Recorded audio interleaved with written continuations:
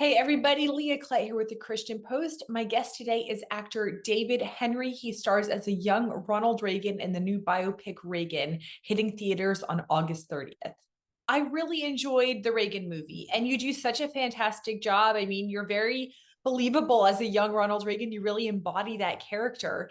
And your Thank you. career is so interesting to me because, I mean, you've been on Wizards of Waverly Place, you've done some directing, you've done all these different things. Why tackle the role of a young Ronald Reagan? For me, I look for projects that can amplify truth, beauty, and goodness in anything that I do. Those transcendental qualities are really important in my kind of discernment decision making with any of the projects I get involved in front and behind the camera. So this project certainly fit that criterion. It's a crazy story of someone who should have never been president, against all the odds becoming president, and I found that fascinating. So it was an exciting challenge.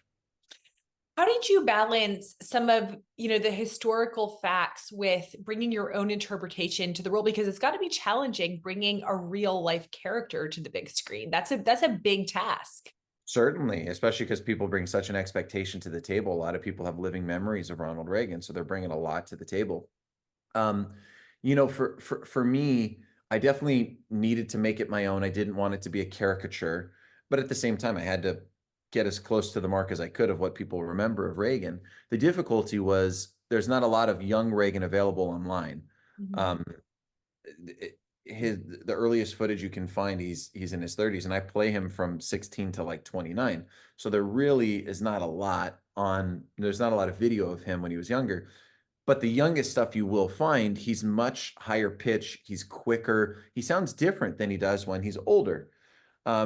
So I tried to lean into that, and I was telling Dennis Quaid that I'm playing him a little quicker, a little higher pitch, but it should work nicely into what he's doing. Because we didn't want to we shouldn't sound the same because there's a massive age difference in between the two characters. So it was an exciting challenge, and I had a blast with it. From you to then Dennis Quaid as an older Reagan, it really is a very nice sort of transition. How talk about a little bit how you guys worked that out together. Yeah, it wasn't it. I really, because Dennis is obviously carrying the majority of the film, I wanted to see what he was doing and wanted to make sure I could tee that up nicely. So it really was me just trying to hand off nicely to him. Because he is President Reagan. He's who everyone remembers, and he crushes it. So I think my goal was really to set him up for success, and I think we accomplished that. Mhm. Yeah. Now there's this scene where Kevin Sorbo's character, who's a pastor, tells your young Reagan, anybody can be God's people so long as they choose him. Reagan's faith was such a cornerstone of his life, and that's really shown throughout the movie. Did working on this project impact your spiritual journey in any way?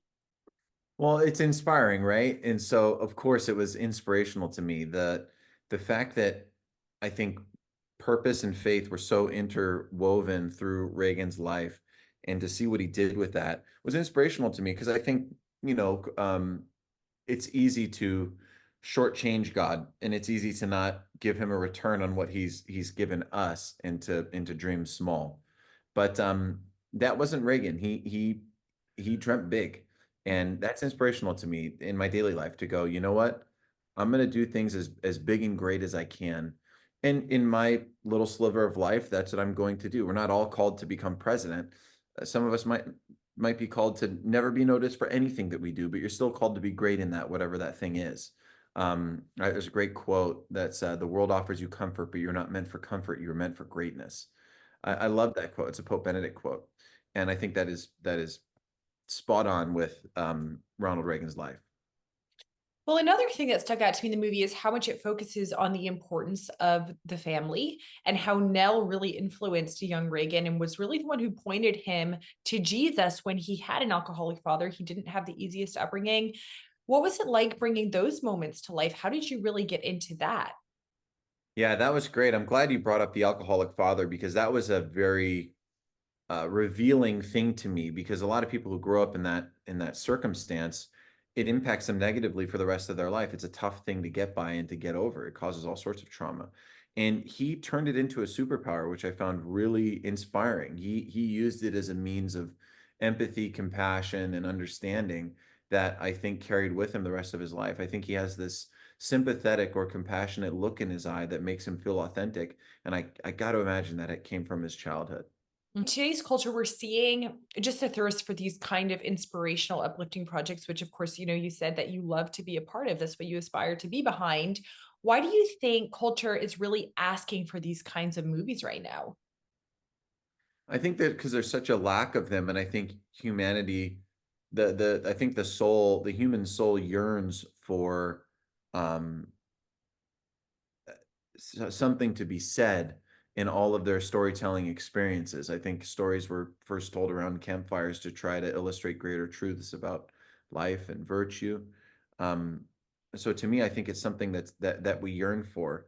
So, and I think we haven't had a lot of it. So I think there's not we are undersupplied. So when stories do have these deeper themes or things to say about life and the human experience and the soul and the spiritual realities, I think that that pricks us in a way that we yearn for. Mhm.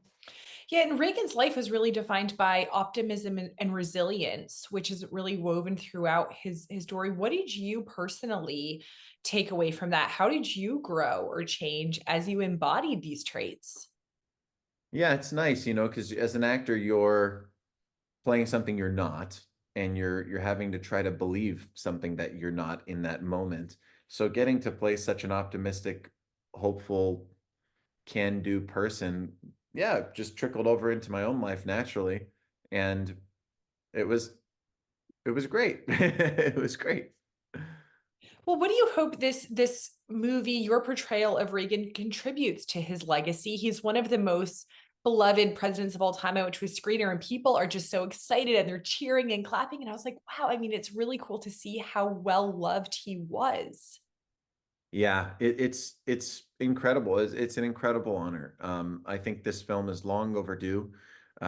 He has such an incredible story, and to be a part of it in any way was just a joy, just a joy. I took it very seriously, and I'm happy with the final product. I was born in 91. I didn't know a lot about Reagan, frankly, before watching this movie. And it was just so informative and I was just so blown away. What do you want other young people who maybe don't know a lot about him to take away from this film? Yeah, I'm in '89 as well. So I was born the last year of his second term. So I didn't remember not much about him either. So what I took away and what I hope young people will take away was just the conversation we're having at the beginning of this call, which is really faith and purpose and not shortchanging God, that your life does have a purpose. And if you don't know what that is, that's a great place to start and go, what is my purpose? What am I doing right now? And letting faith be sort of the guiding light to that. And then not shortchanging God, dreaming big in whatever you're doing and going for that. And if it doesn't work out, so what? Failure is a part of life. God doesn't, I really don't believe God cares um whether you win or lose, but just that you do something with what you were given and you try hard at that. There's all sorts of people who are talented and have achieved big things that obviously aren't doing it for the right reasons, So I think it's less about the achievement and more about what you do with what you're given. Mhm. How has your experience with Reagan influenced future projects or your perspective as a filmmaker? Yeah, just to be open that anything can be possible. Because if you look at this man's life, you would have never guessed he was going to be president. Like, from a lifeguard to a sports broadcaster and calling out the news to like an actor to a broke actor to then being in the Screen Actors Guild, like nothing makes sense. A spokesperson for General Electric, like nothing makes sense. But Reagan was open. He was open, and he had the guiding light of faith and purpose in his life. So just to always be open to kind of God's timing and God's pace is a big thing for me that I took from this. David, thank you so much. It was so nice to meet you. And you as well. Thank you very much for the time. Have a great day.